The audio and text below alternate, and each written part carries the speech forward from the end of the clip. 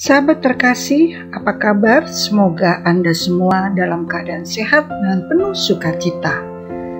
Kali ini saya, Atik Margono, akan memberikan sharing renungan dari Romo Antonius Rajabana dengan judul Yuk Bercermin. Orang bijak mengatakan bahwa hidup yang tidak direfleksikan tidak pantas untuk dijalani. Persoalannya, apakah kita tahu apa yang dimaksud dengan refleksi? Nah, untuk kali ini saya ingin berbicara mengenai refleksi. Refleksi berarti pantulan cermin atau bayangan. Setiap hari kita pasti bercermin kan? Nah, yang kita lihat adalah diri kita sendiri. Refleksi pada dasarnya adalah bercermin. Ada salah satu cara pelatihan supaya diri kita bisa berefleksi, yaitu berdiri di depan cermin. Bercerminlah. Tentunya kita semua mempunyai cermin dong di rumah. Nah, orang Indonesia mengatakan bahwa kalau kita mengatakan sesuatu yang berlawanan dengan diri kita dibilang apa? Dibilang munafik. Nggak ngaca, tidak bercermin. Oleh karena itu, bercermin itu penting. Masalahnya, apakah kita saat bercermin itu sungguh-sungguh belajar berefleksi?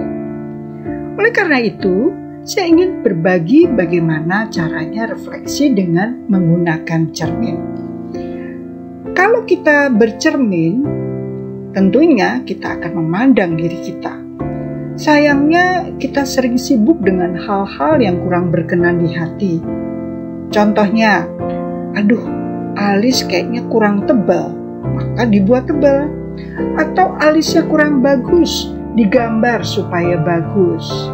Bulu mata kurang panjang, dipasang di bulu mata. Selalu ada sesuatu yang kurang dan mau kita bereskan. Intinya, yang ingin saya katakan adalah kalau kita bercermin, memperhatikan apa yang tampak di luar, kita lalu membereskan apa-apa yang kurang. Tidak salah memang sih, dan itu yang selalu kita lakukan. Betul nggak? Bercermin bisa lebih bermanfaat kalau kita tidak sekedar melihat dan memperhatikan apa yang tampak di luar.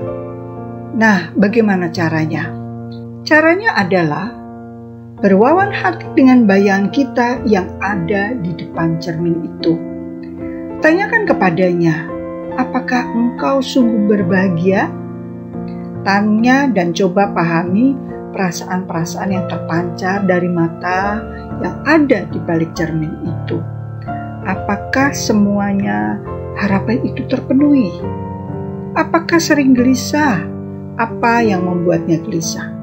Apakah pribadi di depan cermin itu sungguh-sungguh dicintai? Atau apakah pribadi dalam cermin itu bisa mengungkapkan cintanya kepada orang yang dicintai? Atau apakah perasaannya yang dipahami? Atau apakah ada derita yang ditimbulkan oleh masa lalu yang belum bisa dimaafkan? Dan apakah ada masa lalu yang masih disesali? Coba kita tanyakan semuanya itu di depan cermin. Katakan kepada pribadi di cermin itu, jangan khawatir, saya berusaha membuatmu bahagia hari ini.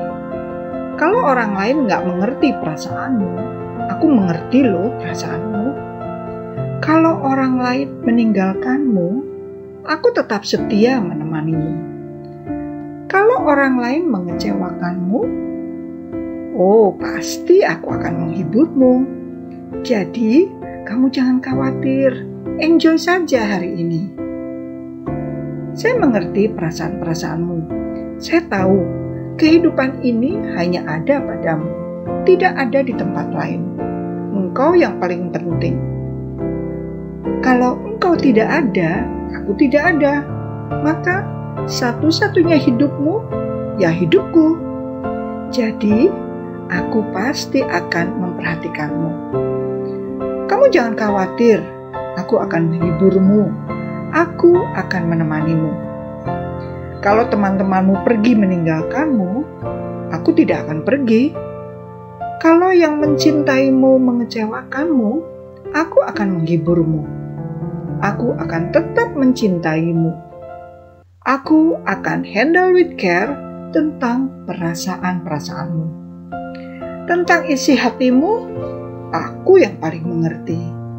Aku akan membawamu bertemu sahabat kita yang pasti mencintai kita.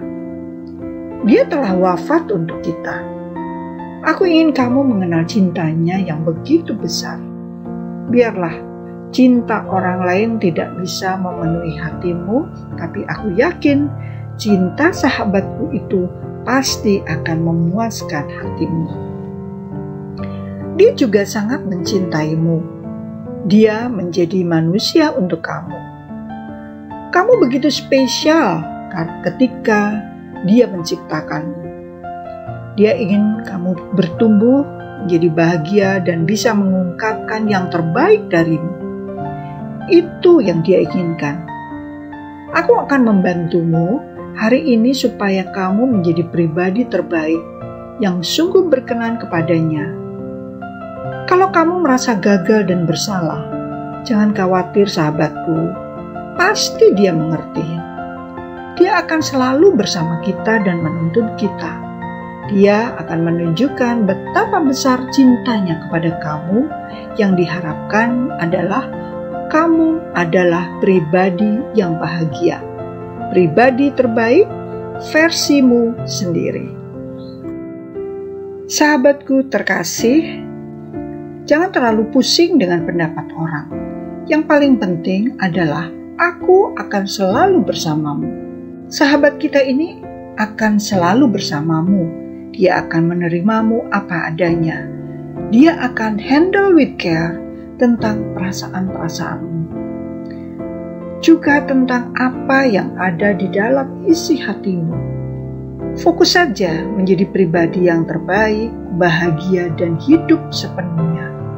Jangan khawatir, masa lalu sudah lewat. Masa depan kita ada di tangannya. Dia sudah menjamin kita.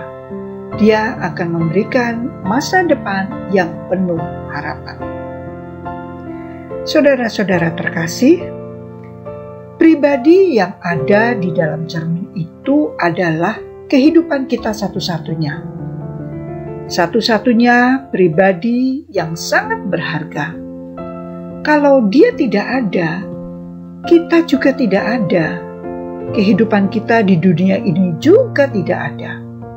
Maka, pastikan pribadi yang di dalam cermin itu sungguh-sungguh bahagia, dimengerti dan dipahami.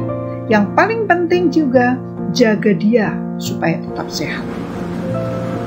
Salah satu perwujudan cinta kita kepada pribadi kita adalah menjaga diri supaya tetap sehat dan umur panjang.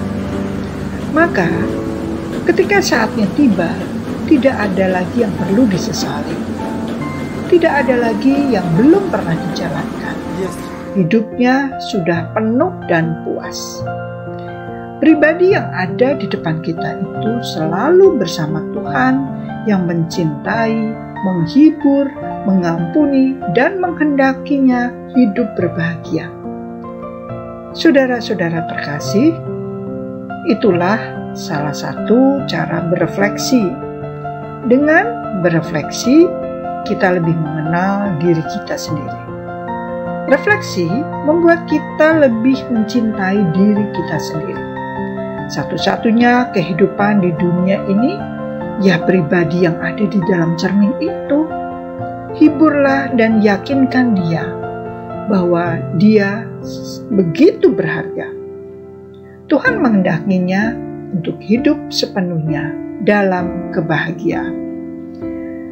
Sahabat terkasih, demikian sharing untuk kesempatan kali ini, dan tentunya mari kita sama-sama yuk bercermin. Terima kasih, Tuhan memberkati.